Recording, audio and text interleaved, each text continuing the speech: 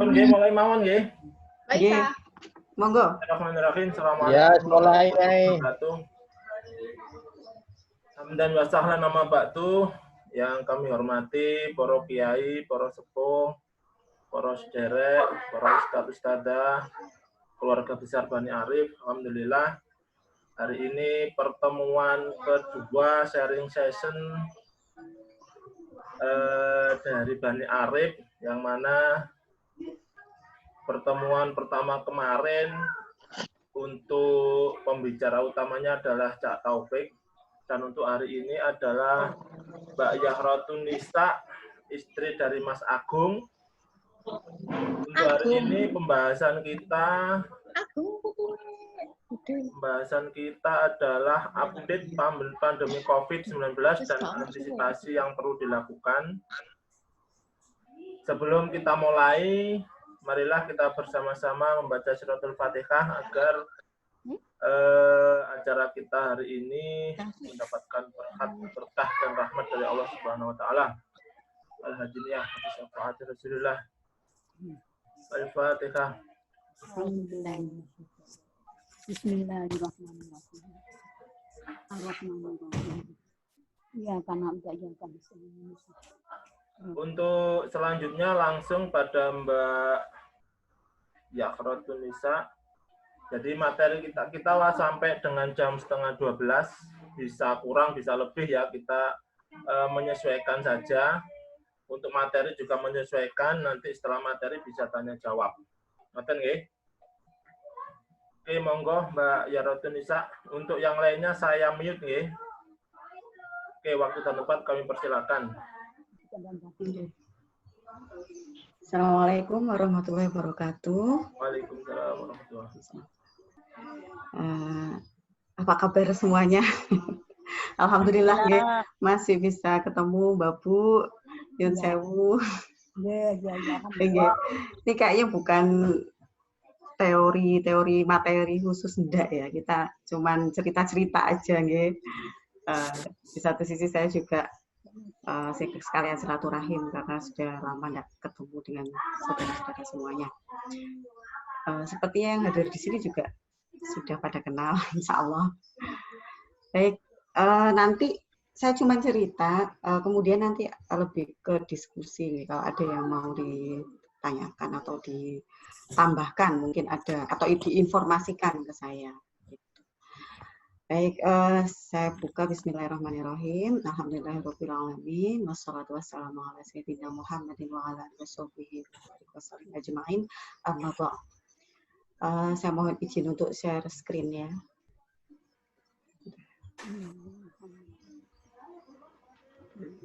Share screen.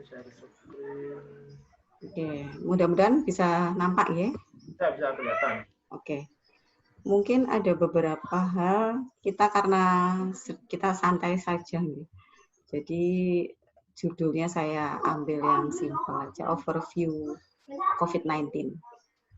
Jadi overview ini dalam arti saya hanya memberikan gambaran sesuai dengan apa yang sependek yang saya tahu. Mungkin nanti kalau ada tambahan silakan ada sharing dari saudara-saudara semua.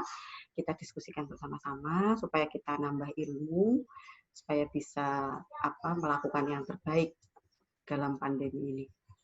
Kebetulan saya juga diberi amanah sejak bulan Februari itu sebagai penanggung jawab laboratorium pemeriksa COVID-19 di Surabaya. Nah, baik, saya scroll. Oke.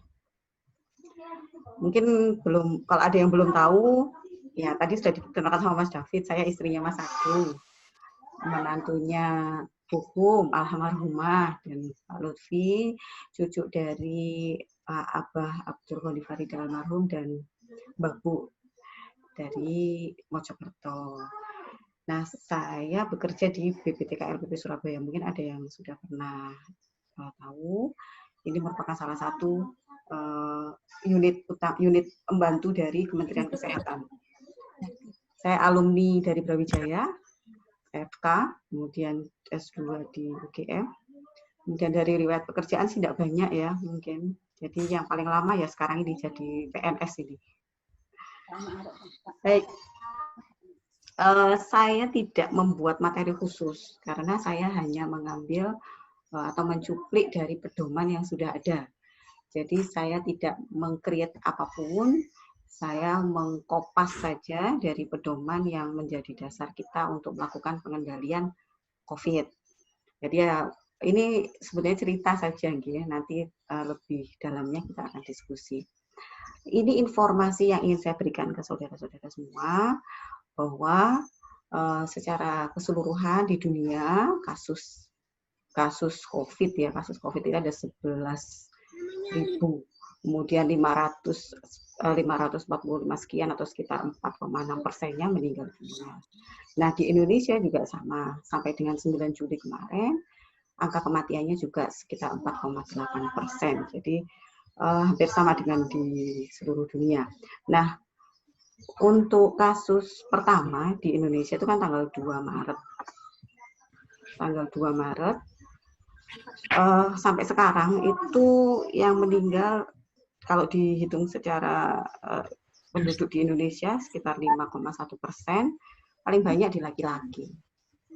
Kemudian usianya dewasa tua ya, jadi mengarah ke usia lanjut 45 sampai 54 tahun. Sedangkan untuk anak-anak itu lebih sedikit kasusnya.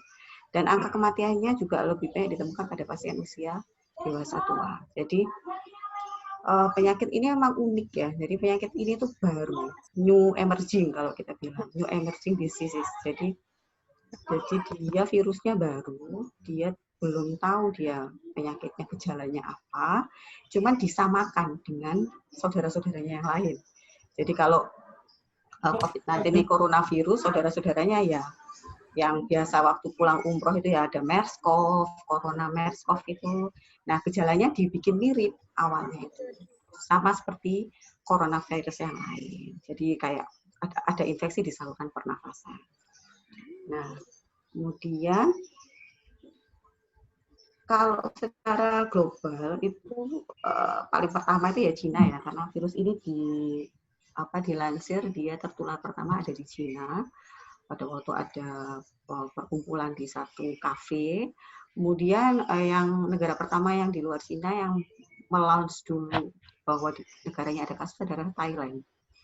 Namun kemudian disusul oleh negara-negara lain sampai akhirnya seluruh dunia terpapar oleh COVID-19. Nah, tertinggi itu ada di negara-negara Eropa dan Amerika. Karena di sana mungkin dari faktor suhu juga sangat berpengaruh. Dan angka kematiannya pun di sana lebih tinggi. Gitu. Jadi sebaran COVID-nya itu sudah ke seluruh dunia. Kemudian untuk penyebabnya, ini yang seperti saya bahas tadi ya, untuk penyebabnya itu ya coronavirus. Jadi dia merupakan satu famili ya dengan corona yang lain, yang seperti MERS-CoV, kemudian SARS dulu tahun 2007 insya Allah ada SARS, wabah SARS yang di Indonesia enggak sampai sih, cuma di daratan Cina dan Singapura ya terakhir. Nah ini kalau dilihat dari literatur yang ada sebetulnya dia tidak tahan pada panas, sinar UV dan panas. Jadi sebetulnya beruntung juga kita ada di Indonesia yang punya iklim tropis ya. Jadi iklim tropis ini sangat membantu kita untuk mengeliminasi virus corona ini. Nah, kemudian dia juga secara dalam satu penelitian ini ada data bahwa dia akan bertahan di stainless steel sekitar 4 hari ya. Kemudian di tembaga akan lebih cepat, kemudian di kardus akan lebih cepat juga. Nah, ya itu tadi keberuntungan kita adalah kita ada di negara tropis yang kaya akan sinar matahari. Kemudian dia bisa dinonaktifkan dengan alkohol 70% saja. Jadi makanya di kota-kota itu atau di masjid ya kadang ada spray otomatis yang dia akan mengguyur jamaah yang masuk atau kendaraan. Sebenarnya yang diguyur harusnya ya bisa diguyur semua sih. Orangnya juga bisa diguyur, mobilnya juga bisa diguyur alkohol 70% plus klorin. Nah, ini banyak ya, ada semprot-semprot di beberapa kota. Kemudian penularannya itu awalnya itu dilansir karena penularan dari hewan tertentu. Karena memang coronavirus ini harusnya dia hidupnya di hewan. Tapi karena kita ada perubahan iklim, perubahan lingkungan, beberapa habitat hewan kita hancurkan, jadi akhirnya virus yang ada di hewan tersebut berpindah ke manusia.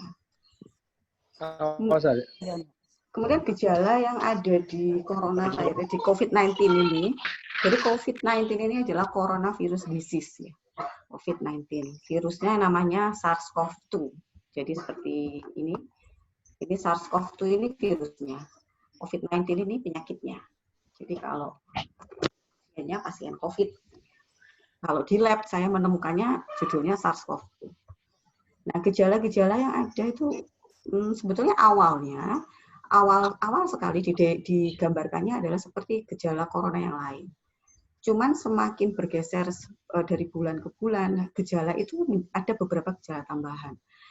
Awalnya gejalanya hanya demam, batuk, pilek, tapi semakin bergeser ke sini itu ada diare. Kemudian kadang ada ruam kulit kayak alergi gitu, kayak biduran. Jadi memang sampai saat ini, kenapa ini revisi panduan yang saya pakai adalah revisi 5. Ini sudah berkali-kali direvisi, mulai dari bulan Maret sudah direvisi 1, revisi 2, karena memang ini new, hal yang baru. Jadi bukan berarti pemerintah atau negara atau WHO itu pelin-pelan, kok nggak jelas sih, kadang begini, kadang begitu. Tapi ini memang new virus. Jadi kita mempelajari virus ini bersama-sama. Awalnya kami juga mengira pneumonia, infeksi paru-paru, tapi ternyata sebagian besar yang positif rata-rata diare. Kemudian nyeri di ulu hati, persis seperti gastritis, seperti sakit mah. Kemudian ada lagi yang gejalanya masuk ke jantung. Jadi virus ini saat dia masuk ke dalam tubuh manusia, dia memberikan rupa yang bermacam-macam. Tergantung di sisi mana dia bisa menginfeksi hostnya tersebut, menginfeksi manusia tersebut.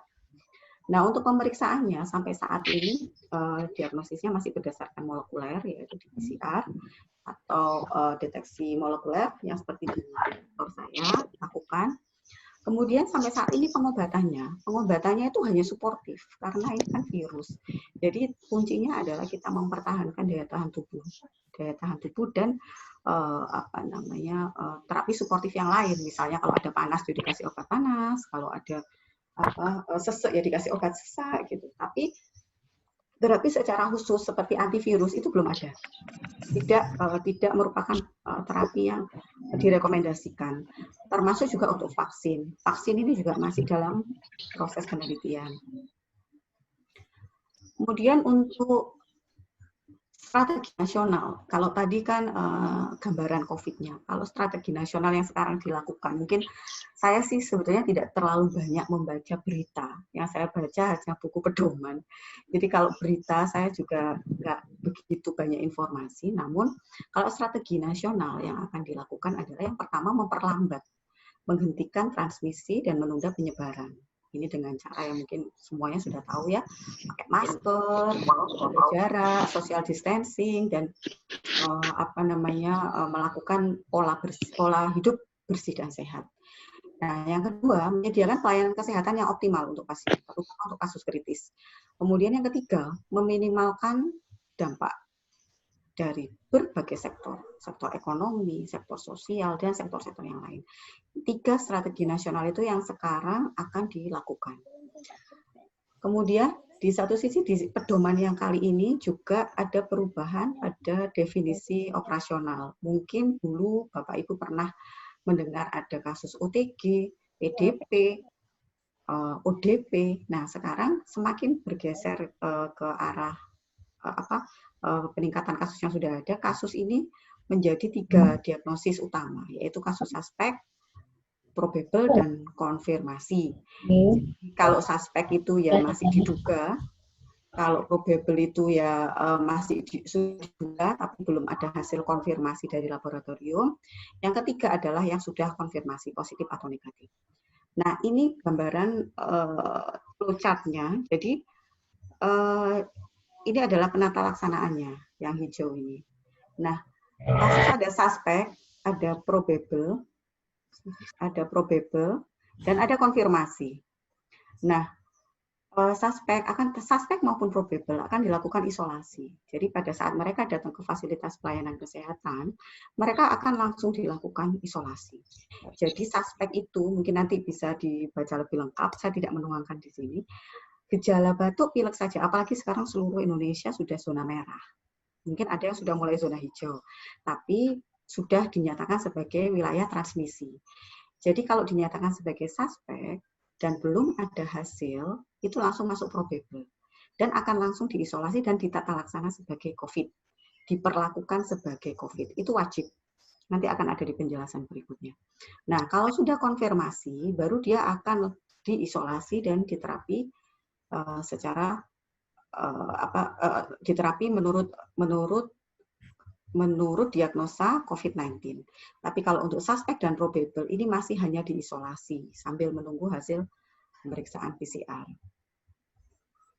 Nah, kalau untuk kontak, jadi tadi di sini akan ada kontak dari hasil suspek, probable, dan konfirmasi, pasti nanti akan ditemukan kontak. Misalnya dalam satu keluarga, dia dinyatakan sebagai suspek atau dia dinyatakan sebagai konfirmasi. Pasti akan ada kontak. Nah, kontak ini banyak sekali sekarang, karena kasusnya sudah banyak sekali. Nah, kalau kontak, bagaimana? Ya Bapak Ibu tidak usah bingung, karena sekarang kalau mau periksa swab, pertanyaan saya yang pertama biasanya adalah sudah siap belum lahir dan batin. Kalau sudah siap, baru boleh swab. Jadi simpel aja, yang dilakukan langsung isolasi mandiri, karantina mandiri. Kemudian kalau ada gejala, segera laporkan ke pelayanan kesehatan. Kemudian beritahu mereka bahwa si kontak ini pernah melakukan kontak dengan pasien konfirmasi atau pasien suspek. Jadi tidak perlu panik karena kita sudah mulai ke era new normal ya. Jadi kita harus berdampingan. Kita harus berdampingan dengan virus SARS-CoV ini. Seperti virus influenza, virus campak, kita hidup berdampingan. Jadi yang perlu kita lakukan adalah kita memproteksi diri kita sendiri. Seperti saya misalnya, saya kalau di rumah mungkin saya lebih proteksinya lebih karena saya akan keluar kemana-mana. Nah, waktu masuk rumah saya akan menerapkan protokol kesehatan itu, social distancing, pakai masker, terutama kalau dekat dengan anak-anak. Gitu. Nah, ini untuk yang kontak. Kemudian ini kalau di pelayanan kesehatan. Di pelayanan kesehatan itu manajemen klinisnya. Jadi apa yang harus dilakukan di pelayanan kesehatan? Itu wajib dilakukan deteksi dini. Jadi harus pada saat pasien itu datang ke sebuah fasilitas pelayanan kesehatan, dia harus di-screening dulu sebagai COVID. Jadi dia harus melalui proses screening, baik itu RDT maupun yang lain-lain. Jadi mereka harus memastikan bahwa pasien ini bebas COVID atau suspek. Jadi penanganan di rumah sakit itu memang sangat berisiko. Jadi pada saat petugas kesehatan akan menangani pasien, dia harus memastikan kondisi pasien ini seperti apa. Nah, kenapa? Jadi ini screening yang bisa dilakukan, termasuk gejalanya, termasuk. Nah, di alinea terakhir dapat kita lihat, pertimbangkan etiologi itu penyebabnya. Pertimbangkan COVID-19 sebagai penyebab paling memungkinkan. Nah, sebagian besar pasien yang datang ke sebuah fasilitas pelayanan kesehatan itu biasanya batuk, pilek, itu diagnosa paling banyak itu. Diagnosa paling banyak di fasilitas pelayanan. Nah, dia harus diperlakukan sebagai suspek COVID. Jadi, itu untuk meningkatkan kewaspadaan dari petugas kesehatan, sehingga resiko yang timbul di tenaga kesehatan maupun di rumah sakit tersebut akan bisa diantisipasi. Sampai dia ditemukan gejala ispa ringan. Jadi misal ispa ringan saja, batuk pilek biasa itu sudah dietiologikan sebagai COVID. Jadi melalui screening COVID. Pada saat dia rapid test positif, kemudian dia di swab, dia masuk sebagai probable. Nah, probable itu kalau hasil swabnya belum keluar negatif, itu masih terus dipegang sebagai COVID-19. Kecuali hasil swabnya keluar negatif, baru dia rilis. Dia tidak sebagai COVID-19 dan diperlakukan sebagai pasien biasa. Jadi itu kenapa di rumah sakit sangat-sangat ketat karena begitu banyaknya korban di tenaga kesehatan.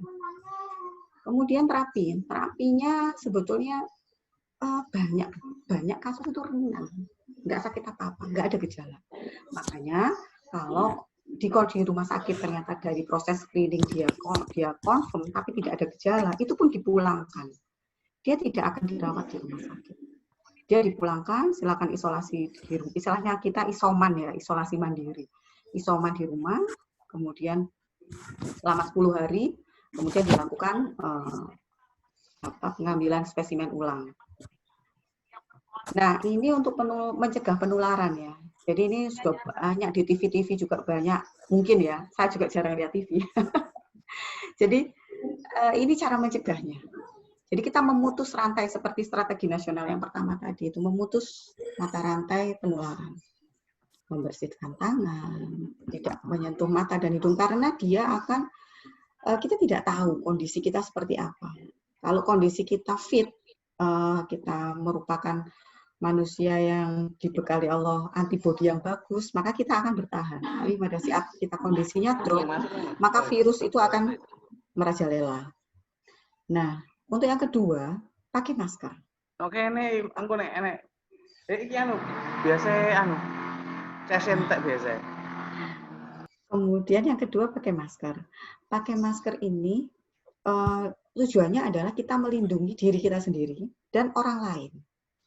Bukan kita melindungi diri kita sendiri saja, tapi orang lain. Karena kita tidak tahu apakah kita mengandung virus SARS-CoV atau tidak. Jadi kalau saya melihat tidak memakai masker itu, waduh pede banget ya, bahwa beliaunya sehat gitu kan. Sehingga beliau tidak memikirkan orang di sekitarnya. Karena mayoritas 80% kasus yang saya temukan confirm laboratorium, itu tanpa gejala. Dan pada saat dia bertemu dan menularkan ke orang dengan resiko, seperti usia lanjut, ada penyakit bawaan, ada penyakit hipertensi, jantung, itu akan sangat berisiko. Dan risiko itu bisa berakhir ke kematian misalnya. Tapi untuk dia baik-baik saja. Nah, tujuan. Makanya diharapkan di poin B ini kita saling menjaga. Termasuk poin C. Termasuk juga poin D, kita harus menjaga kontak dengan orang lain yang tidak jelas status kesehatannya. Kemudian yang terakhir, peningkatan daya tahan tubuh. Ini ada beberapa sebetulnya yang menarik. Nah, ini mengelola penyakit penyerta. Kalau misalnya dia ada penyakit jantung, ya harus exercise. Sekarang lagi ngetren goes ya. Goes itu oke tuh buat penyakit jantung buat usia di atas 45. Jadi dia tidak terlalu over exercise, tapi cukup untuk meningkatkan kerja jantung, menstabilkan kerja jantung. Nah, itu sangat bagus. Kemudian, tapi jangan lupa, gowesnya pakai masker. Jadi tidak menimbulkan klaster baru. Nanti campur gowes, tapi maskernya dibuka, akhirnya saling menularkan. Nah, yang poin H ini yang sangat penting. Sebagian besar penyebab turunnya kondisi kesehatan kasus COVID-19 yang konfirmasi itu adalah kesehatan jiwa dan psikososial.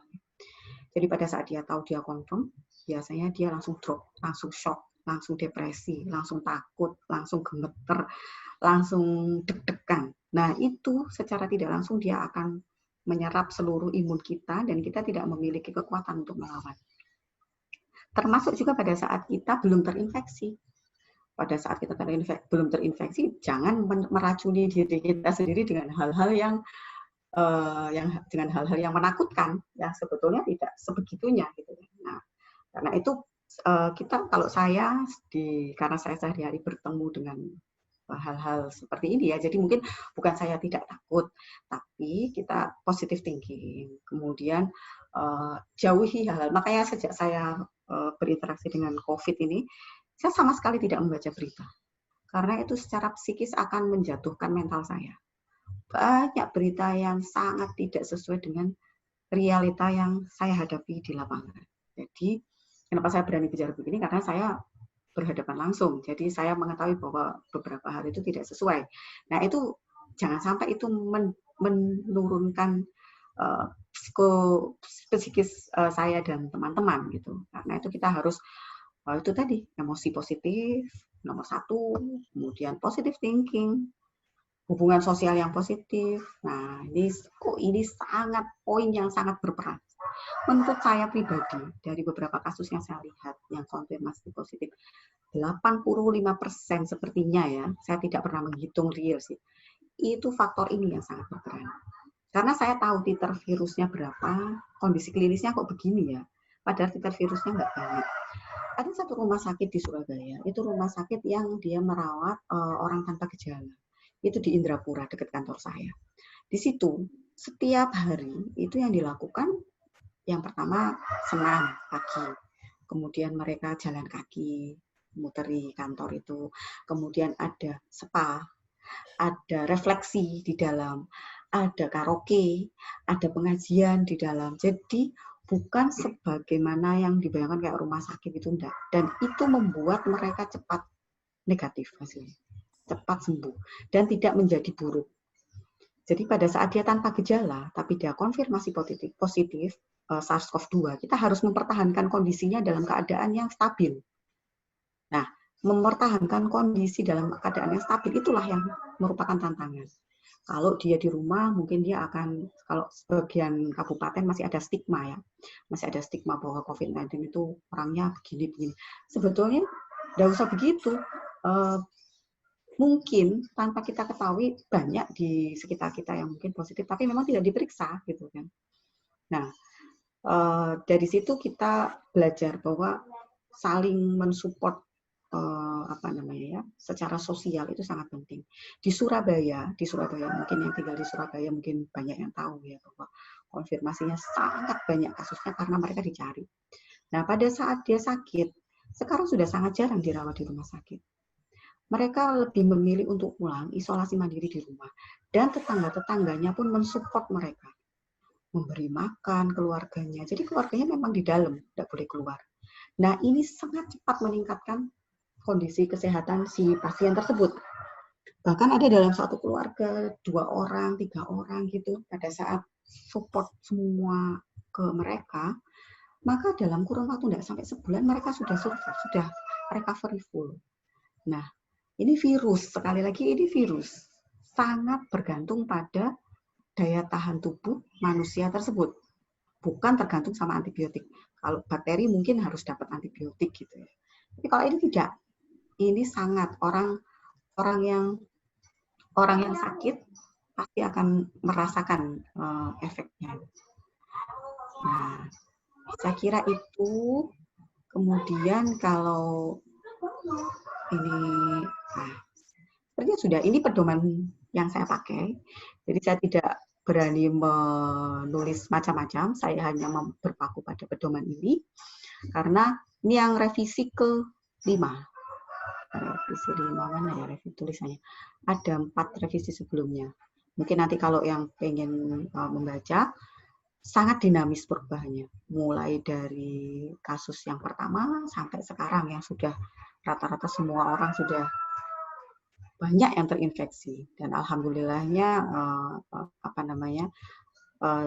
tingkat kesembuhannya juga tinggi. Jadi rasa kekhawatiran Bapak Ibu dan sekalian mungkin bisa agak mereda. Jadi mungkin kita nanti lebih diskusi nggih, kalau ada yang mau menanyakan kalau begini bagaimana. Nah, mungkin sependek yang saya tahu mungkin akan saya berikan masukan atau sharing. Baik, saya kira itu Mas David, mungkin nanti kita lebih dalam ke diskusi nggih. Oke, sekian, terima kasih. Assalamualaikum warahmatullahi wabarakatuh. Waalaikumsalam warahmatullahi wabarakatuh. Waalaikumsalam warahmatullahi wabarakatuh. Oke, monggo selanjutnya barangkali ada yang tanya-tanya tentang virus COVID-19 ini di kehidupan kita masing-masing, monggo mumpung ada pakarnya ini. Enggak pakar. Bisa pakarnya. Bukan pakar ini. Waalaikumsalam yang lain. Pak David. Assalamualaikum. Waalaikumsalam. Waalaikumsalam. Mas David, Bu Zahratun Nisa, kasih atas perayaannya yang cukup jelas ya. Mungkin langsung saja saya ke pertanyaan ya. Ini mungkin lebih ke praktis ya. Hari-hari kita hadapi di masyarakat ya. Kaitannya dengan perlakuan rapid test swab itu sebenarnya tingkat akurasinya seberapa sih gitu kan. Sehingga saat ini kan penolakan dari masyarakat ya, terutama bagaimana kita ketahui bagi mereka yang mau bepergian khususnya untuk yang naik pesawat gitu ya, itu kan diwajibkan untuk rapid atau swab ya, sebagaimana dianjurkan oleh gugus tugas gitu kan. Sementara swab sendiri itu prosesnya nggak cepat, butuh beberapa hari gitu kan. Lah, rentang beberapa hari itu apakah tidak menjamin bahwa kita nanti sementara bebas dari kemungkinan terkena pada saat setelah kita dites gitu kan. Itu yang pertanyaan pertama ya, kaitannya dengan akurasi ya. Terus yang kedua kaitannya dengan tadi yang jenengan sampaikan kaitannya dengan upaya memutus mata rantai. Ini saya kurang tahu ini sebenarnya yang menjadi tanggung jawab siapa sih? Saya kira masyarakat kok kayaknya masih menyepelekan ya kalau saya lihat ya. Betapa pemerintah sudah berusaha membuat himbauan baik melalui media sosial atau media mainstream atau bahkan melalui selebaran atau spanduk atau apalah melalui dinas-dinas itu tidak disampaikan, tetapi kenyataannya di masyarakat untuk pakai masker saja susahnya minta ampun. Kalau di bandara misalnya disuruh jaga jarak aja betapa tidak pedulinya dan petugas harus pengkerengan ya atau rame dengan mereka ya, untuk mengingatkan mohon jaga jarak, kursi di Anda juga tidak dipedulikan gitu kan. Kalau kita keras terus mereka menyerang balik seolah-olah kita sebagai pelayan masyarakat yang tidak santun dan segala macam gitu kan. Padahal sebenarnya kan kita berupaya untuk mengingatkan jangan sampai atau sebisa mungkin kita memutus mata rantai ya. Itu yang saya tanyakan sebenarnya itu tanggung jawab siapa sih sehingga kesadaran itu bisa tumbuh di masyarakat. Itu yang kedua. Yang ketiga ini mungkin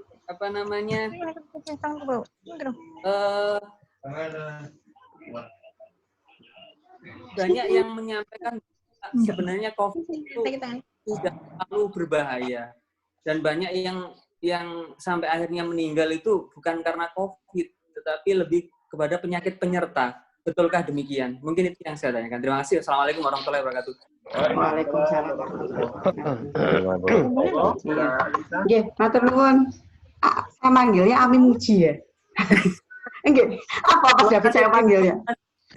Generasi Mas. Muji mawon. Oh.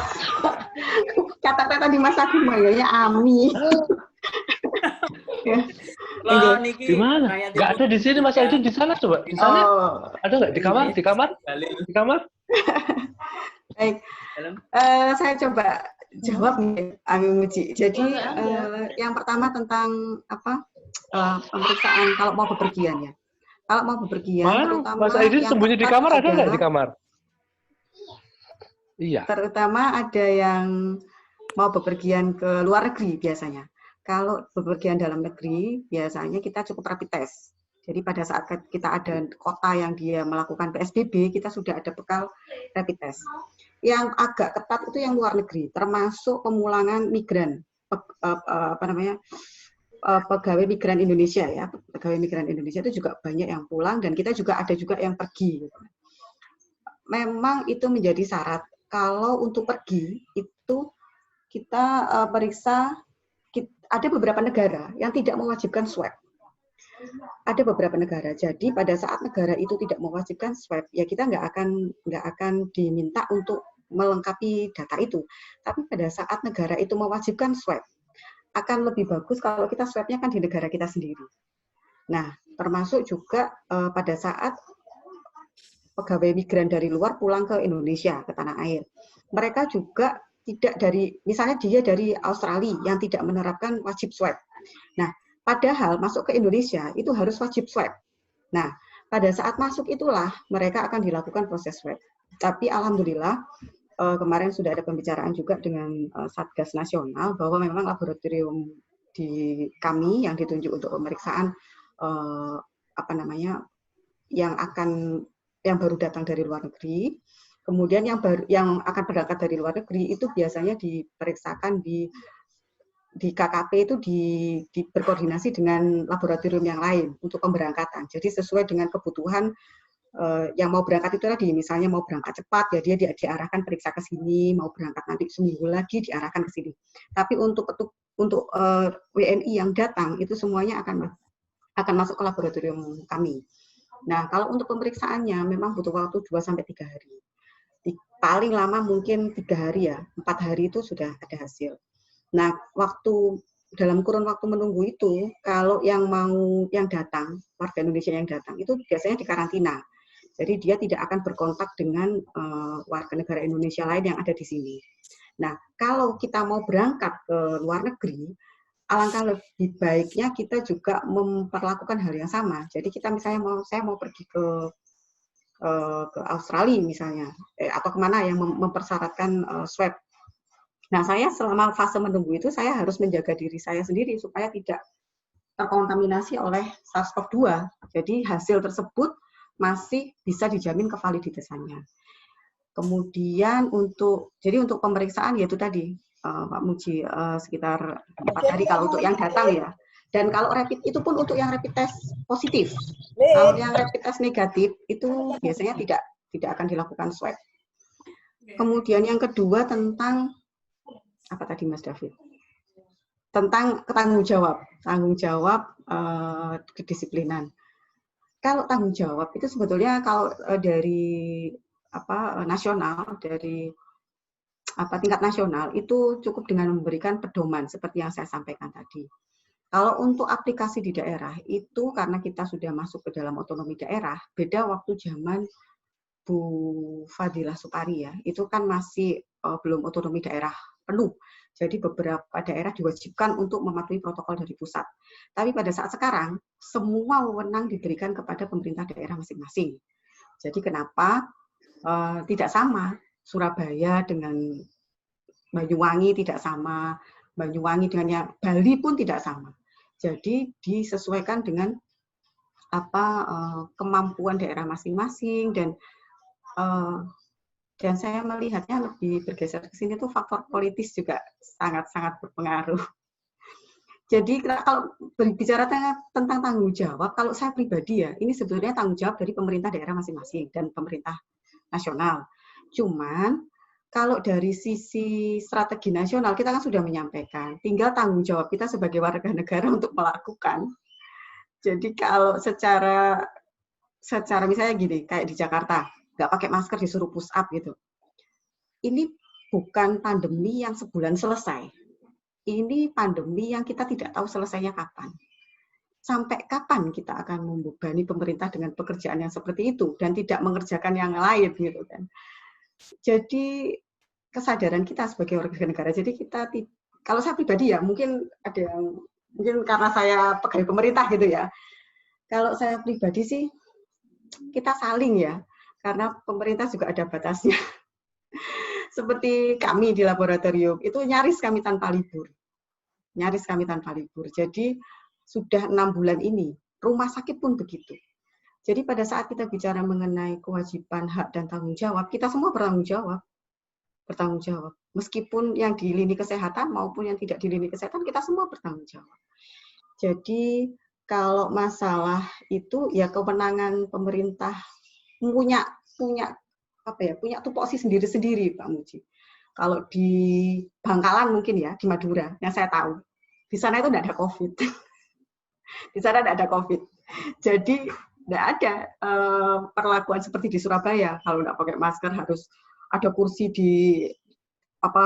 disilang satu, ada jarak gitu. Di Madura nggak ada. Dan it's okay, nggak apa-apa gitu. Karena memang di sana pemerintah daerahnya juga tidak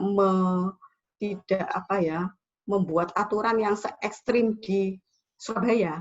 se-ekstrim di Mojokerto mungkin. Bahkan antara Mojokerto dan Jombang mungkin beda. Gitu. Jadi punishment maupun apa namanya reward yang diberikan oleh pemerintah daerah juga berbeda. Kemudian yang terakhir apa ya Pak Muji? Saya tidak bawa pulpen. Yang terakhir, mungkin ada yang ingat Mas David ingat nggak? Pertanyaan. Volumenya Mas David lagi dimatikan itu. Iya, lupa ya Mbak. Yang terakhir apa Pak Muji tadi? Ini kalau di nomor 3. COVID ini merupakan penyakit yang apa Pak Muji? Itu yang ringan ya. Sebagian kan berpendapat kalau kebanyakan kalau hanya kena COVID saja itu cenderung bisa pulang. Iya. Tetapi yang punya penyakit bawaan itu lebih cenderung yang fatal lah. Jadi banyak yang meninggal itu malah yang bukan yang cuma COVID aja karena punya penyakit penyerta gitu. Iya betul. Betul kan seperti itu? Betul Pak Muji. Jadi faktor komorbid istilahnya ya, penyakit penyerta. Penyakit penyerta itu banyak.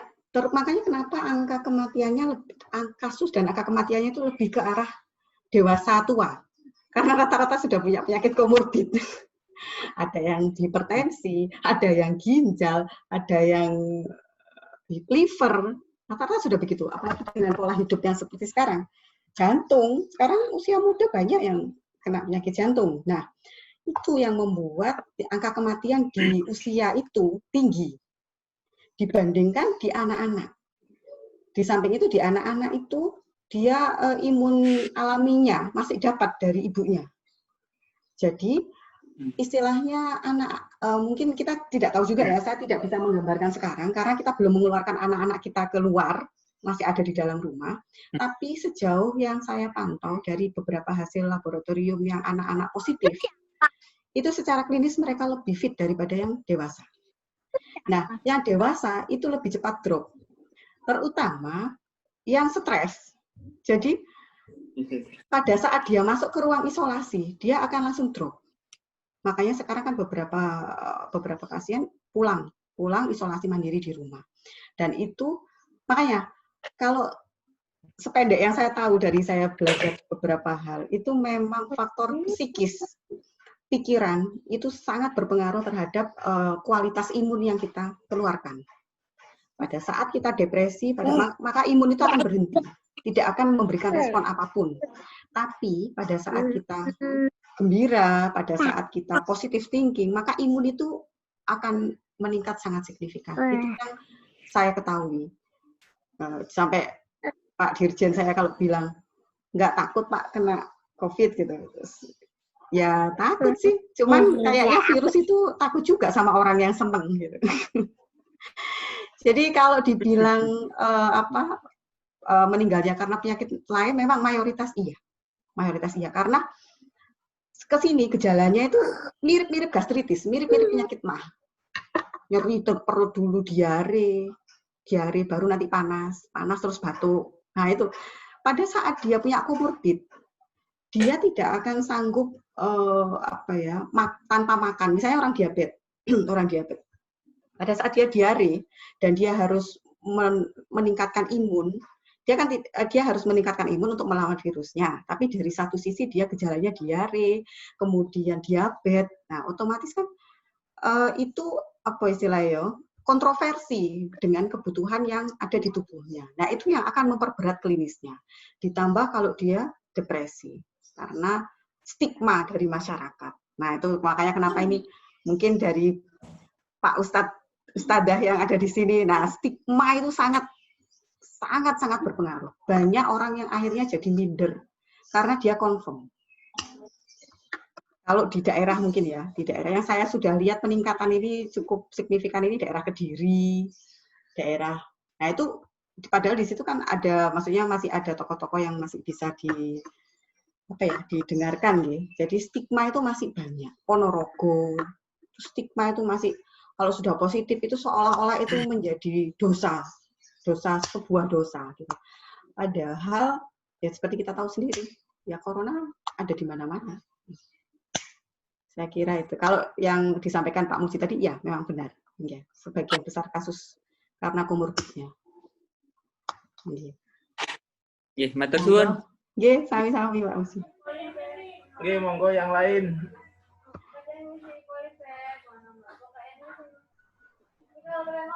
Jinten Mas Iim, Mas Mo. Insya Allah ada yang dari jauh itu, dari NTB, dari Sumbawa.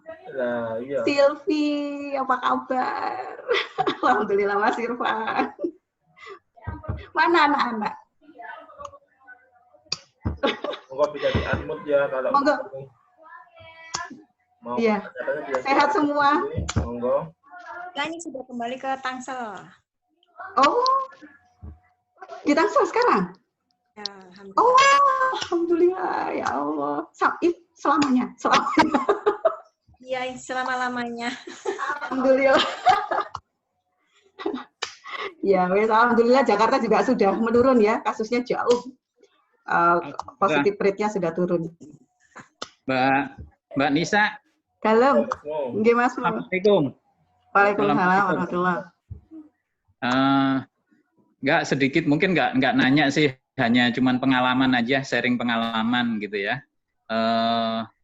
Kemarin hari Kamis kebetulan di kantor itu ngadain rapid test gitu ya. Rapid test kurang lebih ada sekitar hampir 60-70 orang kali ya, lebih mungkin 80-an orang gitu ya. Dan kebetulan saya satu-satunya rapid testnya yang reaktif. Saya satu-satunya gitu ya.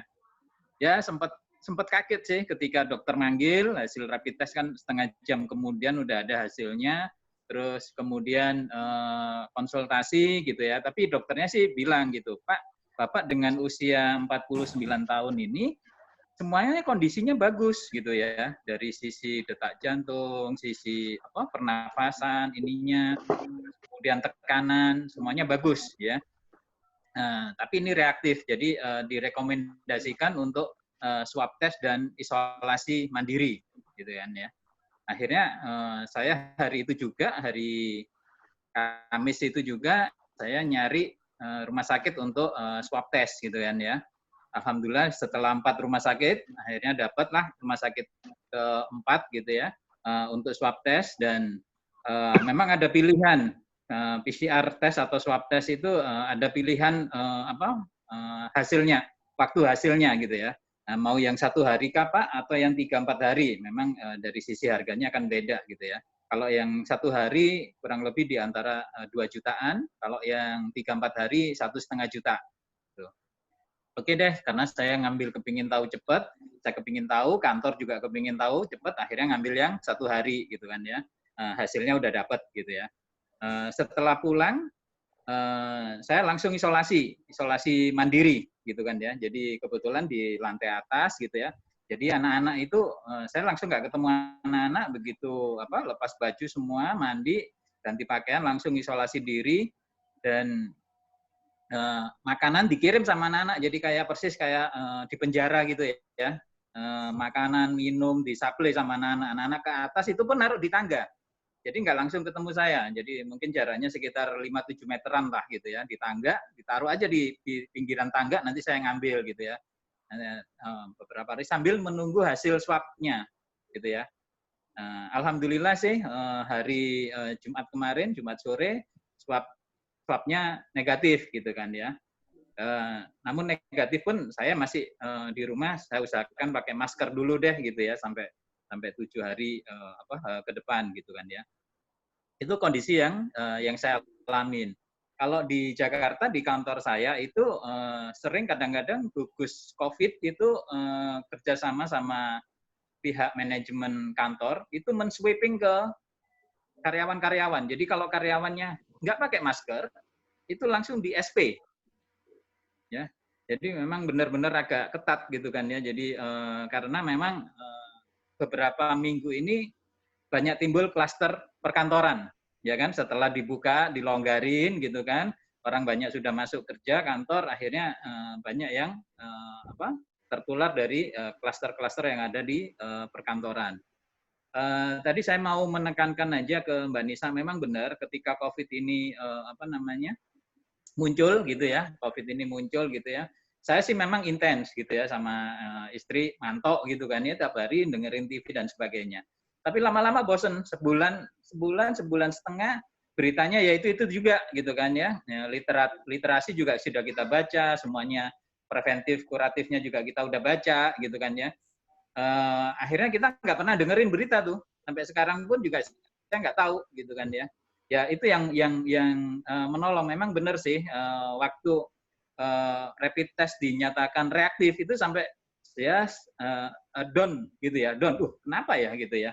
Tapi habis itu balik lagi gitu. Nggak masalah lah, selama ini saya nggak pernah, alhamdulillah nggak pernah. Malah justru sebelum pandemi saya sempat kena flu gitu. Gitu ya. Tapi alhamdulillah setelah itu sampai sekarang ini jarang bahkan belum pernah kena flu juga gitu kan ya. Jadi akhirnya saya kurangin lah berita-berita itu, karena dalam tanda petik memang beritanya nggak semuanya 100% benar sih gitu ya. Memang banyak ada tendensi politis, ada tendensi macam-macam lah ya gitu ya. Karena mungkin ngajarin orang Indonesia ini kan susah gitu kan ya. Mungkin beritanya agak dibuat supaya orang sedikit parno dan sebagainya gitu ya, paranoid gitu ya. Mungkin itu aja sih sharingnya gitu ya. Terima kasih kemarin diskusi, karena saya japri langsung Mbak Nisa gitu, karena ini gimana dan sebagainya ya, alhamdulillah. Tapi saya tetap pakai masker di rumah biar untuk ini jaga aja. Siap. Gitu aja. Terima kasih. Assalamualaikum. Waalaikumsalam warahmatullahi wabarakatuh. Oke, Mas Mo. Alhamdulillah kemarin juga sempat sharing gitu. Kalau saya pribadi sih tanpa menunggu hasil laboratorium, karena kita keluar dari rumah, saya tetap memperlakukan saya isoman, meskipun tidak se ekstrim Mas Mo ya di lantai atas gitu. Cuman paling tidak pembatasan itu saya lakukan. Misalnya kalau saya dekat dengan anak, karena gini, pada saat saya swab rutin 3 minggu. Jadi saya kadang 6 minggu saya swab ulang, karena saya kan berkaitan erat dengan virusnya. Jadi saya akan melakukan swab. Nah, pada saat saya swab negatif pun, kadang saya masih protection diri saya sendiri, karena saya keluar, saya tidak tahu apa yang terjadi ke saya. Gitu. Nah, pada saat Mas Mo kemarin nanya, saya ke kantor atau enggak? Kalau menurut saya nggak apa-apa sih ke kantor, cuman protection tetap harus dipertahankan. Terus kembali ke rapid test. Rapid test itu sebetulnya dia sensitivitas dan spesifisitasnya tidak terlalu bagus. WHO pun tidak ada merekomendasikan satu rapid test pun untuk dilakukan. Namun karena ada kebutuhan negara yang menginginkan untuk itu, jadi diambil kebijakan di tingkat nasional bahwa ada beberapa rapid test tertentu yang memang dilisensikan, dilegalitaskan oleh Kementerian Kesehatan. Tapi ya memang dia tidak seperti PCR, sama seperti deteksi molekuler. Deteksi molekuler pun sampai saat ini rekomendasi WHO adalah prosedur yang manual, ekstraksi manual. Tapi banyak di Indonesia ini yang sudah mulai ada otomatis, ada TCM, ada ini, semua dipersilahkan.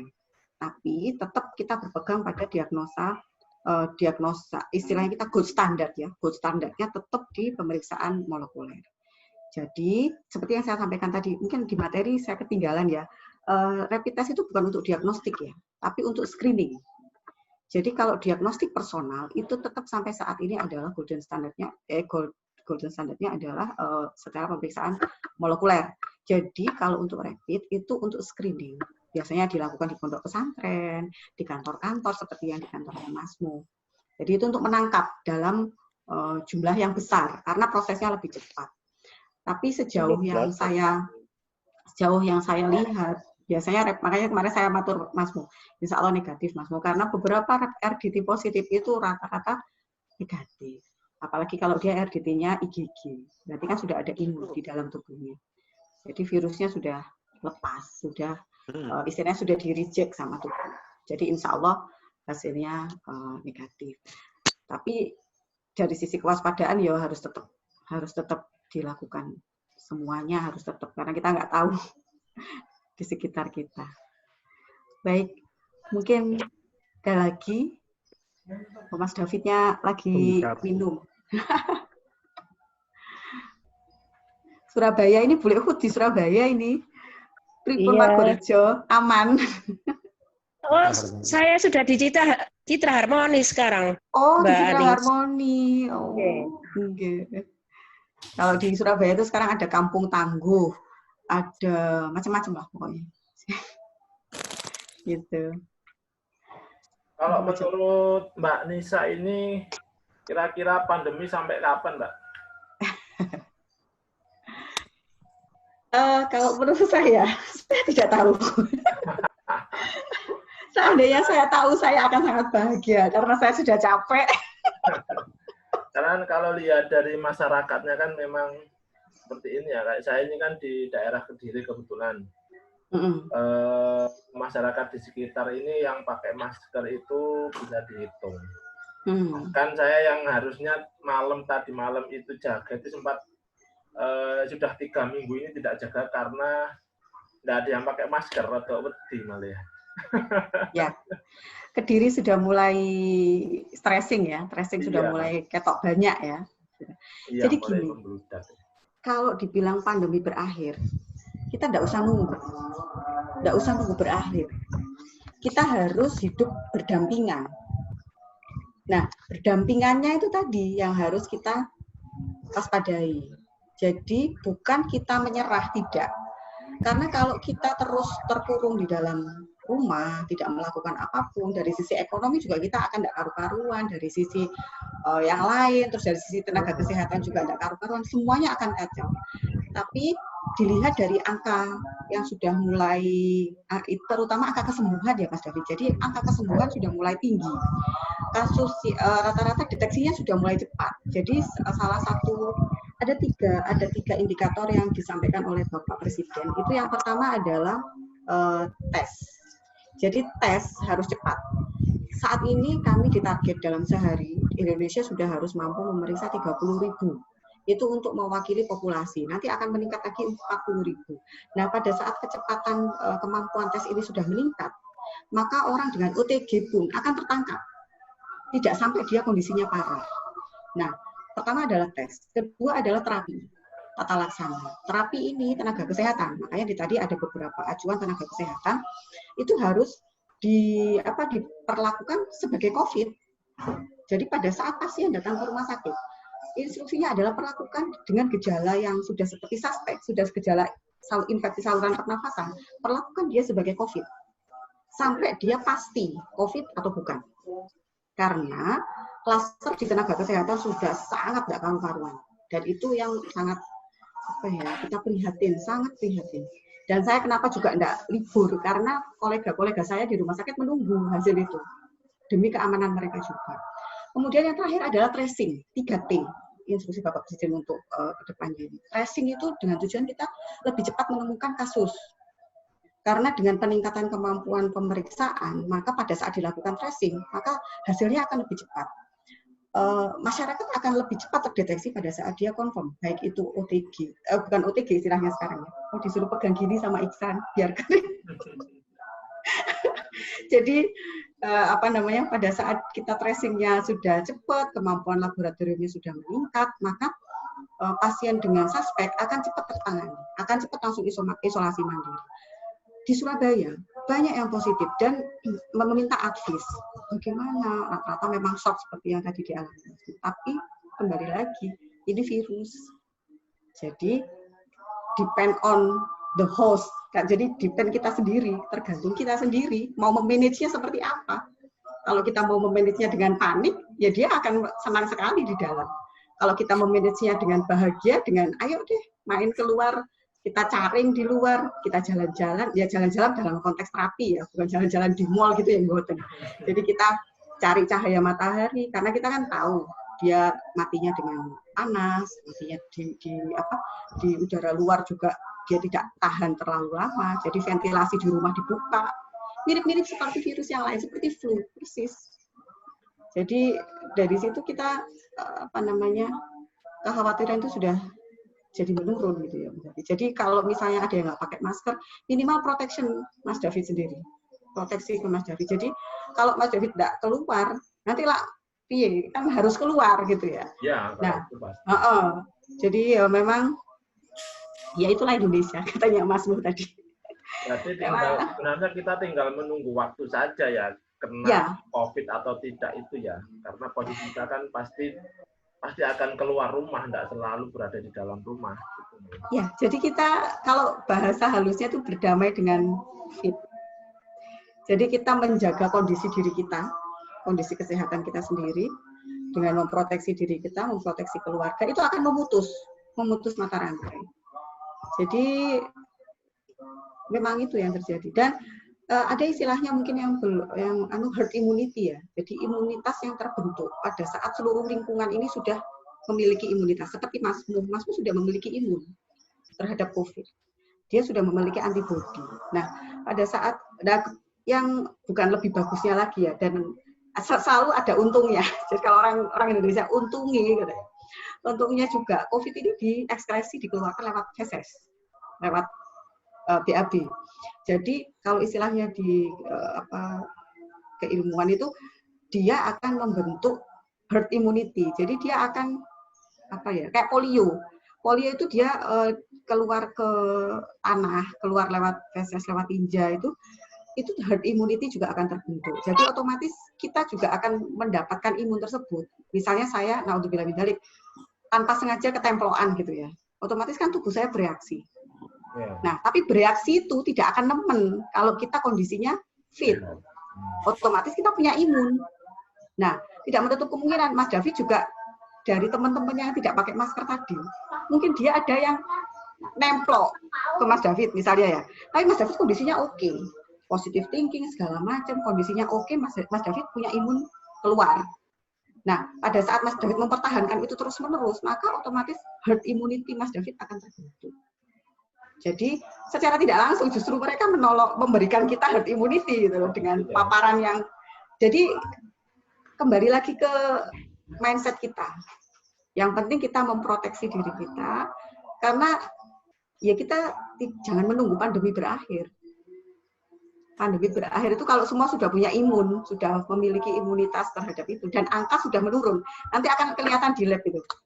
Kalau kasusnya sudah mulai turun. Seperti Banyuwangi, Jember, itu rendah sekali kasusnya, rendah sekali. Karena mungkin di sana omanya jauh-jauh, omanya ado-ado. Ya, jadi otomatis itu rumah distancing sudah ya. Yang saya khawatirkan itu ini ya, habis Idul Adha ini ada mudik kan. Nah, kembali lagi ke kota, atau yang dari Surabaya kemarin mudik. Makanya ini saya nunggu. Kebetulan saya kalau di lab saya tidak berbayar ya Mas Bung. Jadi kita tidak menarik biaya untuk pemeriksaan. Jadi kita lab saya menerima dari Tapal Kuda, Pantura itu sampai Lamongan. Kemudian Tapal Kuda itu kecuali Pasuruan, Probolinggo ke timur semua di lab saya. Kemudian tengah Kediri, kota kabupaten Mojokerto, kota kabupaten Jombang.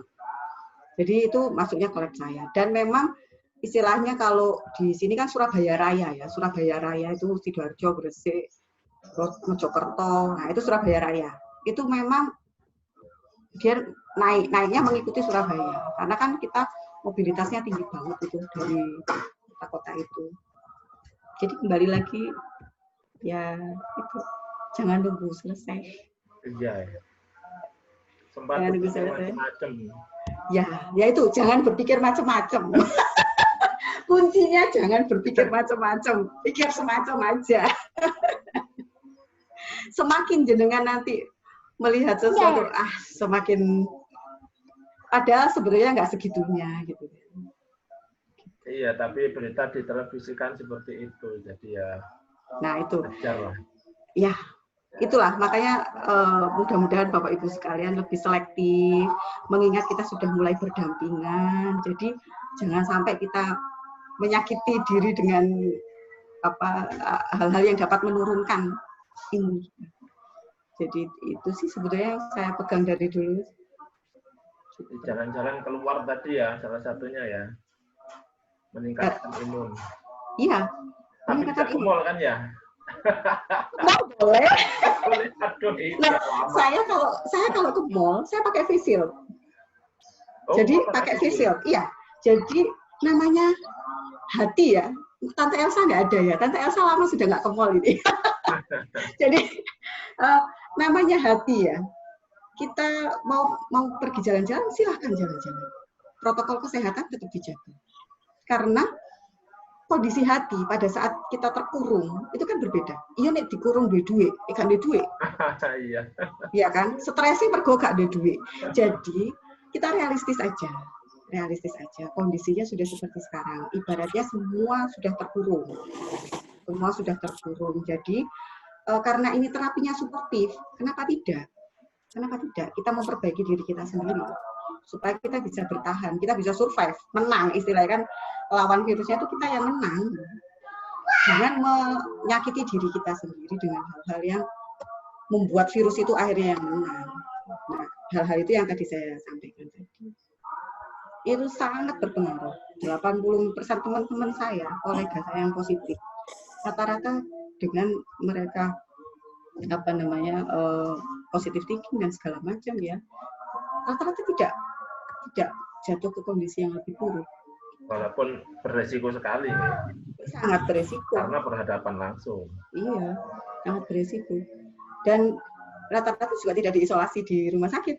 Pulang dia di rumah, membahagiakan diri sendiri, makan yang banyak. Pokoknya sih enak-enak Mas David. Sing enak. Di rumah sakit lapangan itu kalau jenengan lihat ada tempat karaoke-nya, ada tempat nge-gym, ada tamannya, ada kantinnya. Yang jaga kantin itu pakai hazmat, pakai APD. Jadi diperlakukan sebagai orang biasa. Tapi kalau di luar mereka di stigma. Nah itu kan, itu yang membuat mereka semakin down. Pada saat satu keluarga itu di stigma. Itu yang benar-benar membuat orangnya cepat selesai ke yang lain, bukan selesai sembuh. Jadi beberapa ini saya bisa bilang begini karena saya melihat sendiri. Saya tidak membaca, saya tidak nonton juga tidak, saya melihat sendiri. Dan saya mendatangi sendiri teman saya yang confirm di rumahnya. Saya dari luar, dia di kamar. Saya melihat kondisinya jauh lebih baik daripada di dalam dia pakai oksigen. Jadi dan kita support penuh, tetangganya ngasih makan, saya juga bilang ayo pokoknya harus bahagia setiap pagi dia berjemur, lihat drama Korea, lihat. Jadi sampai keluar imun. Pada saat imun sudah keluar, insya Allah ya namanya usaha. Ya betul. Oke, jadi monggo yang lain, Mbak Lilin. Nggih, monggo. Mbak Anis, OTG sama orang yang positif COVID itu sama enggak? Sama. Jadi kalau OTG itu istilah sebelumnya ya, di sekarang tidak ada istilah OTG. Jadi OTG itu diberikan pada saat orang tersebut sudah confirm COVID tapi tanpa gejala. Itu sama. Jadi kenapa dia tanpa gejala? Padahal katanya yang kena COVID positif itu sakit sekali sampai dadanya itu kayak diiris-iris beling gitu. Apa itu bedanya, Mbak? Ya itu tadi bedanya, Mbak Lip. Rata-rata sebagian besar tanpa gejala. Yang sampai teriris-iris itu ya tadi yang kondisinya drop, yang ada penyakit bawaan, yang usianya sudah lanjut, kemudian dia stres, dia akhirnya imunnya turun. Pada saat imunnya turun itulah virus itu kemana-mana. Pada saat si orangnya ini dia survive, maka dia tidak akan kemana-mana virus itu. Virus itu akan berhenti di tenggorokan dan di hidung. Jadi kalau pada saat dia sudah diberi kesempatan oleh tubuh kita untuk masuk, dia akan langsung masuk.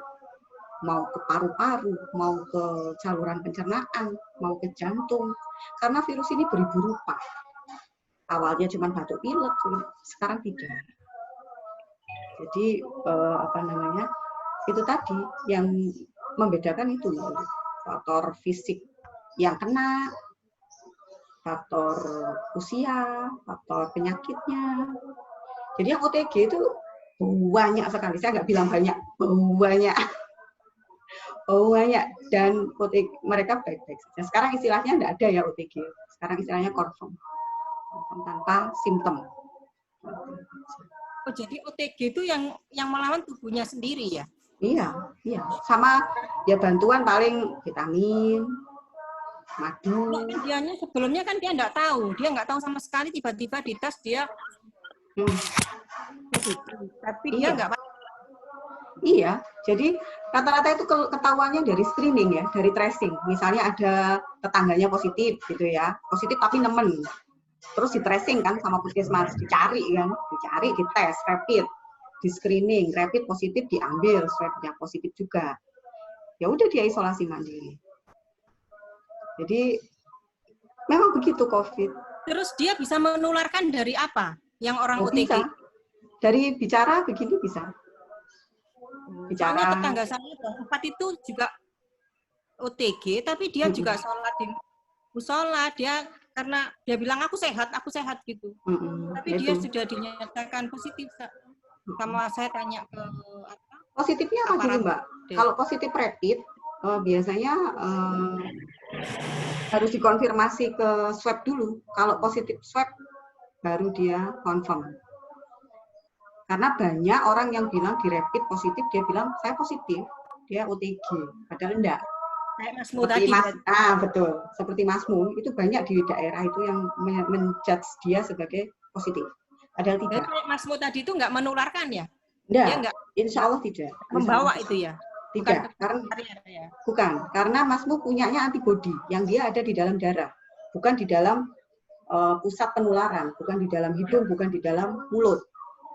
Tapi kalau beliau di swab, hasilnya kan negatif. Berarti virusnya kan sudah nggak ada. Kalau Masmu punya antibodi, wajar. Beliau ada di Jakarta. Kemungkinan beliau pernah terpapar. Tapi Masmu fitnya, tubuhnya oke. Jadi memunculkan antibodinya menjadi lebih cepat. Dan bersyukur, Masmu sudah punya protection. Tapi tetap berhati-hati. Proteksinya. Tapi kayak Masmu masih bisa nggak dia terpapar? Oh masih ya. Masih. Bahkan ada di beberapa tempat konfirmasi 2 kali. Tapi ya itu tadi kembali ke kita kayak pilek Mbak Lilit. Saman pilek sebulan berapa kali? Tapi nggak apa-apa kan? Saman pilek sebulan berapa kali? Tapi nggak apa-apa kan? Ya. Ya kayak pilek. Debu gitu wis. Ya. Jaga bubuk gitu sudah saya udah.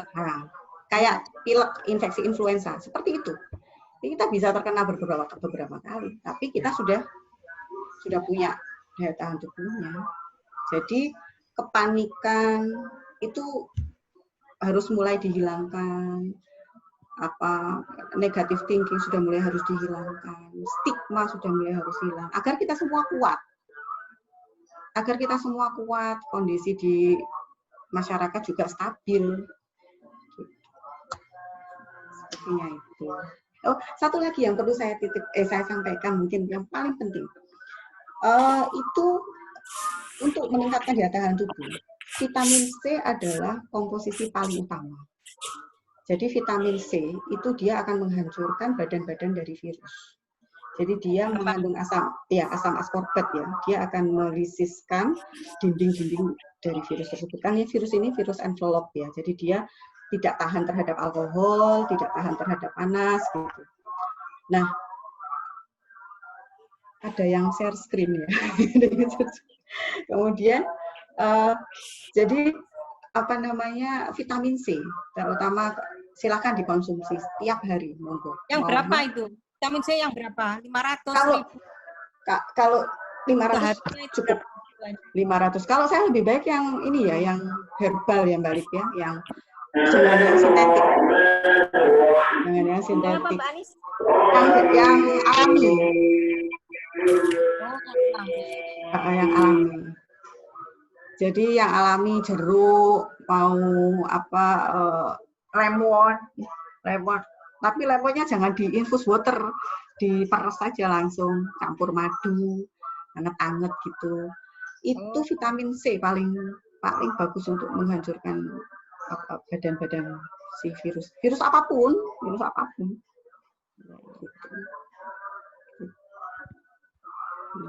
ya.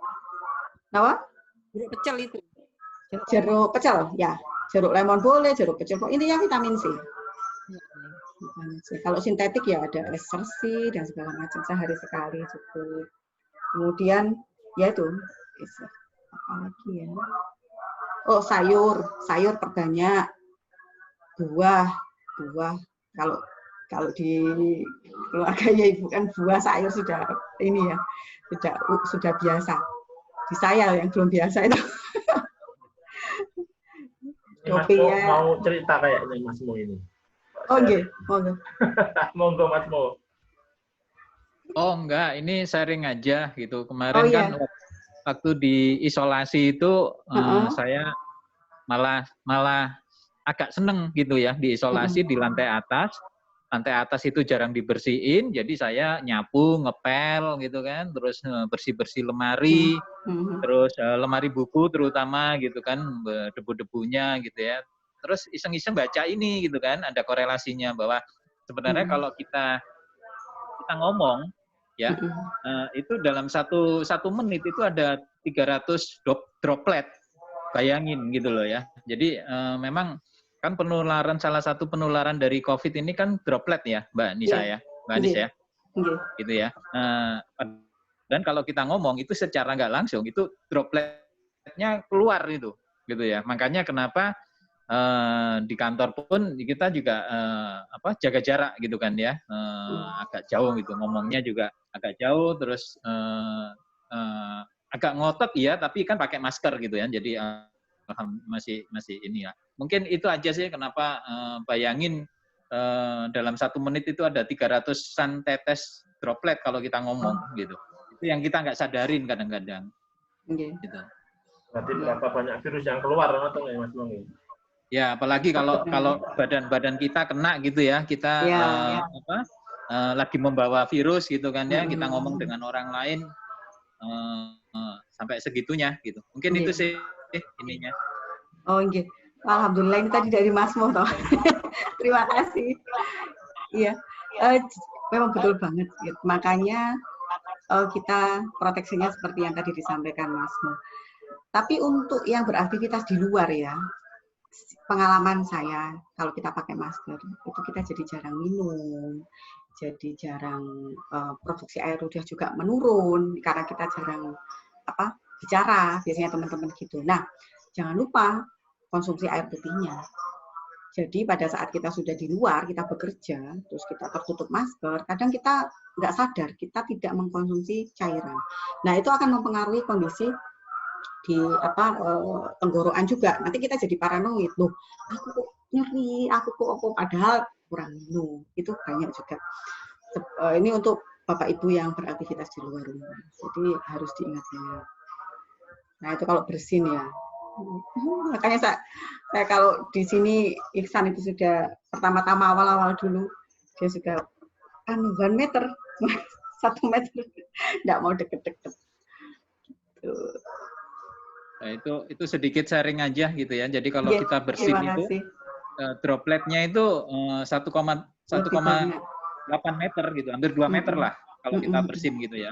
Dengan kecepatannya yang 160 gitu lebih tinggi gitu. Memang nambahin Mbak Anis tadi saat ini saya sering itu bawa tumbler botol itu loh. Tumbler botol saya isi dengan air agak hangat gitu ya.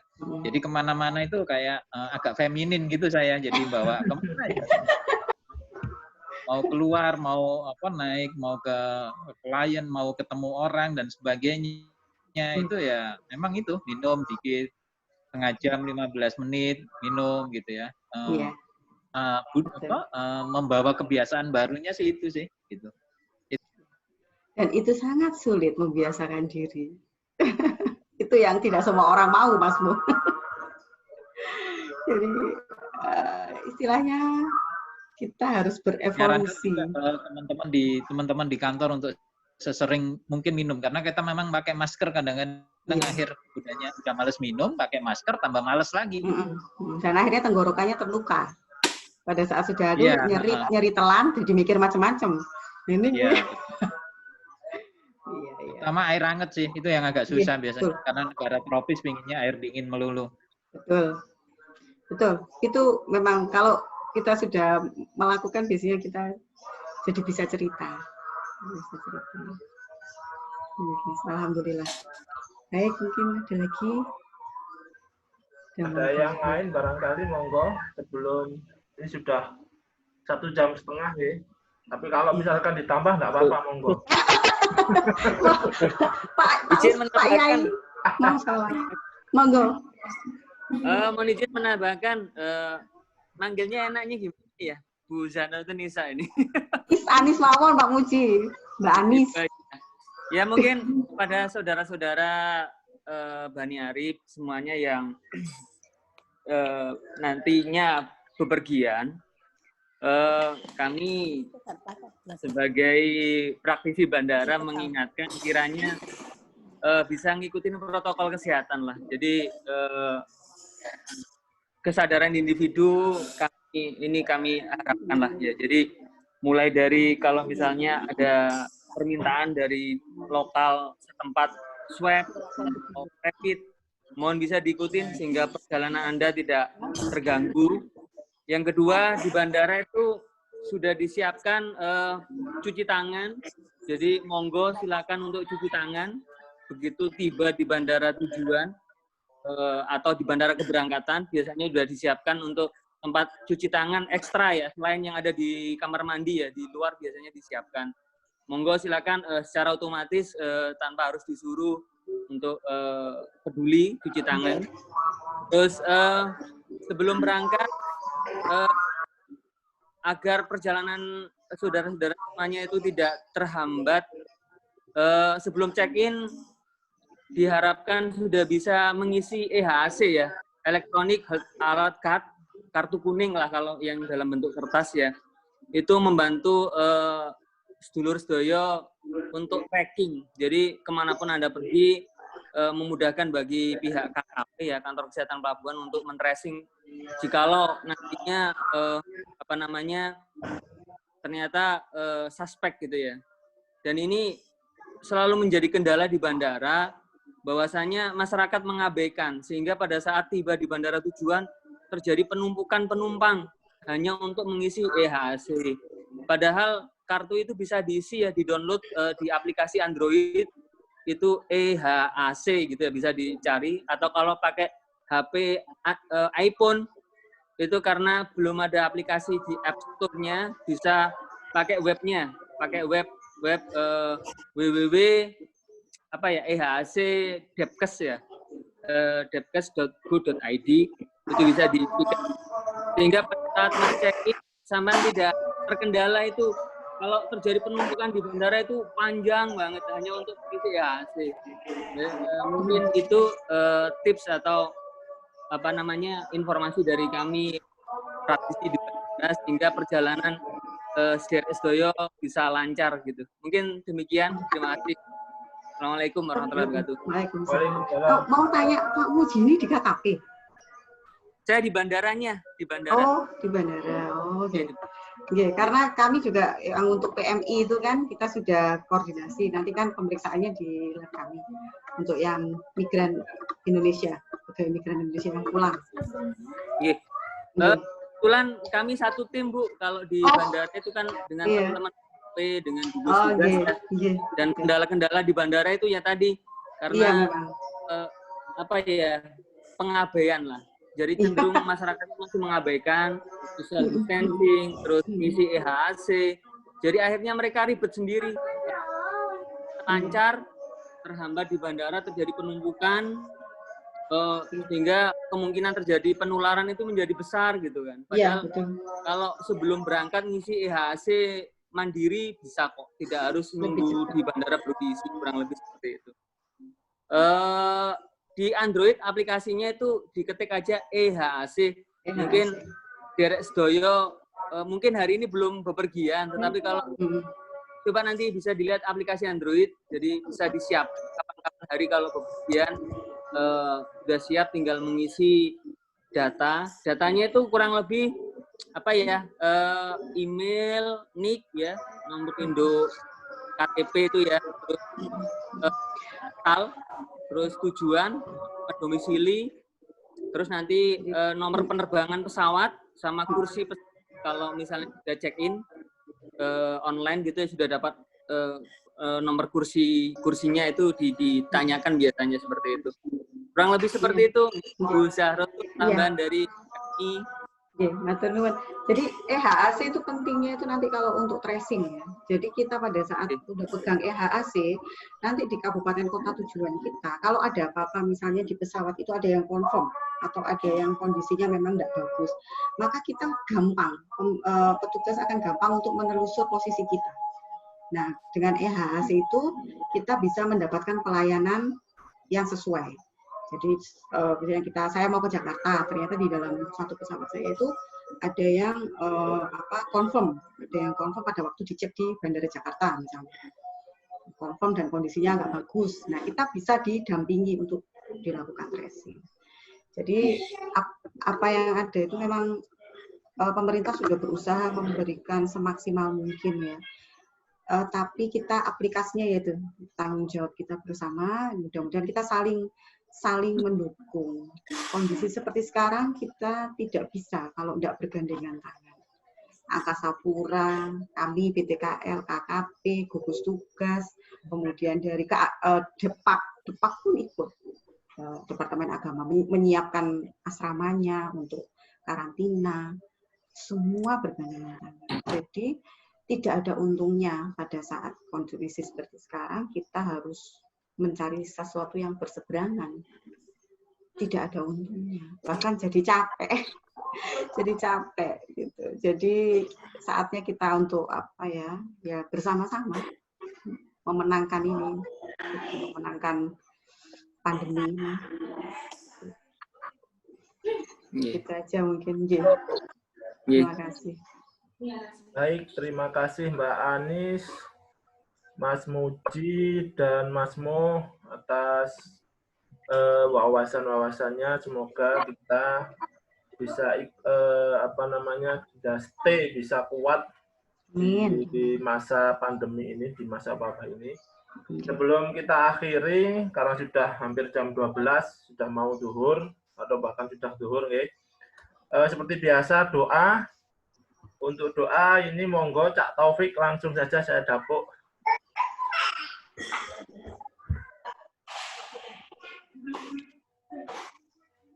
Diaktifkan dulu Cak Taufik, mboten kepireng. Unmute dulu. Unmute Cak Taufik. Oke, ya, sudah. Terima kasih.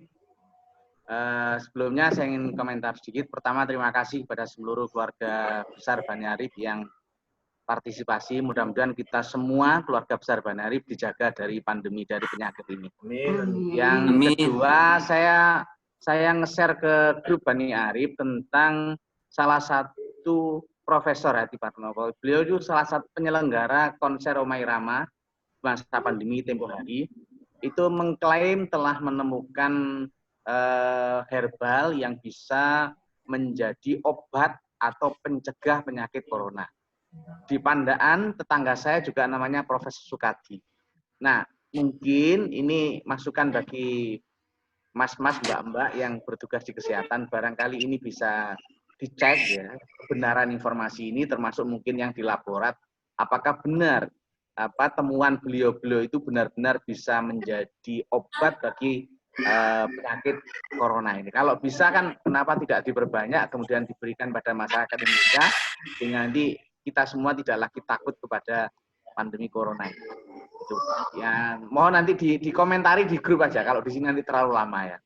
Saya kira itu, mari kita berdoa bersama-sama, semoga seluruh Bani Arif diberi keselamatan oleh Allah.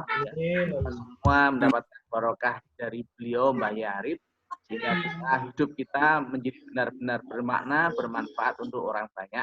Dan kita semua diselamatkan dunia dan akhirat. Al-Fatihah. Ya karena udah iya karena saya nusrat mustaqim siratal ladzina Allahumma shalli wa sallim wa barik ala sayyidina Muhammad wa ala sayyidina Muhammad alhamdulillahirabbil alamin hamdan wa bihamdihi ya rabbana lakal hamdu kama yanbaghi li jalali wajhika sultanik Allahumma shalli wa sallim wa barik ala sayyidina Muhammad wa ala sayyidina Muhammad bi rahmatillah adada ilmillah salatu wa salaman daimaini bi dawami mulkillah Allahumma salli wa sallim ala Muhammad wa ala sayyidina Muhammad sayyidina Adam wa sayyidina Nuh wa sayyidina Ibrahim wa sayyidina Musa wa sayyidina Isa wa bainahum minan nabiyyin al-mursalin sallallahu wa sallamu alaihi ajmain. Allahumma salli wa sallim ala sayyidina Muhammad wal hadi ila siratikal mustaqim sallallahu alaihi wa ashabihi haqqa qadrihi wa miqdarihi al-'azim. Allahumma salli wa sallim ala sayyidina Muhammad wa ala sayyidina Muhammad nuridadi bis sirri syarifi sairil asma'i wa asnati wa ala alihi wa sahbihi. Allahumma salli salatan kamila wa sallim salaman taman ala sayyidina Muhammad alikan qalbil qad wa tanfariju bil qurbat wa bil hawaij wa taqba bil hawaij ya Allah taqba bil hawaij wa tunalu bil ghaib wa husnul khawatim wa sisqal qawamajil karim wa ala alihi wa sahbihi kulli hadwan. Allahumma salli wa sallim ala sayyidina Muhammad wa ala sayyidina Muhammad sallallahu takunu li kulli da'in dawa wa li kulli illatin shifa wa li kulli illatin shifa ya Allah li kulli illatin shifa wa li kulli hajatin qadhan wa ala alihi wa sahbihi. Allahumma yassir lana umurana umur dunya wal akhirah. Allahumma kafi Muhammad wa kalimati Muhammad wa barakati Muhammad wa bi karamati Muhammad وفي علم محمد وبشفاعة محمد وبفضلك محمد برحمتك يا أرحم الراحمين. ربنا آتنا في الدنيا حسنة وفي الآخرة حسنة وقنا عذاب النار وادخلنا الجنة مع الأبرار يا عزيز يا غفار يا رب العالمين. وصلى الله على سيدنا محمد وعلى آله وصحبه وبارك وسلم. سبحان رب العزة عما يصفون وسلام على المرسلين والحمد لله رب العالمين. سر الفاتحة.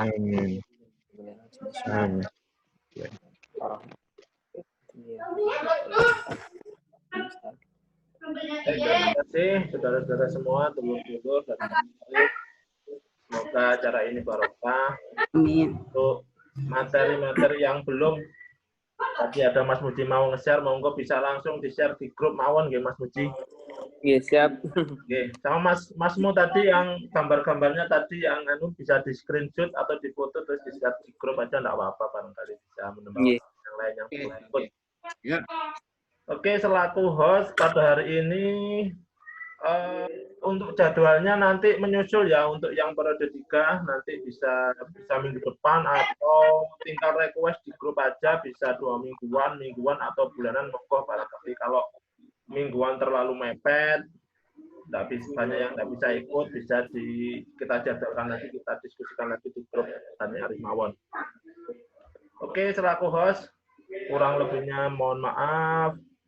Assalamualaikum warahmatullahi wabarakatuh. Waalaikumsalam. Ya, saya juga mohon pamit, mohon maaf kalau ada salah kata. Semoga bermanfaat. Ya, mohon pangestunya juga untuk kami yang bertugas. Ya, terus pun. Sami-sami. Sami-sami. Mas David, pamit Mas. Ya, Bu, pamit. Semua ya. Assalamualaikum. Waalaikumsalam warahmatullahi wabarakatuh. Saya tutup nggih. Ya. Sabar.